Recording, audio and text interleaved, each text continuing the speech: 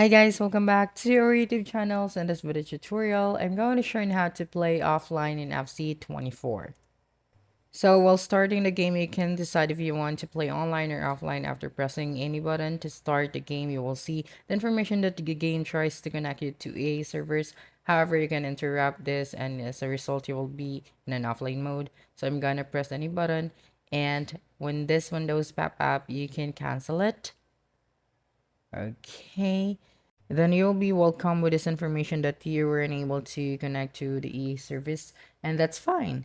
Since you're already in an offline mode, so you can play modes that don't require online connection. For instance, you cannot play Ultimate Team. However, what you can play and the career modes as well as let's say tournaments or default kickoff, simple quick matches.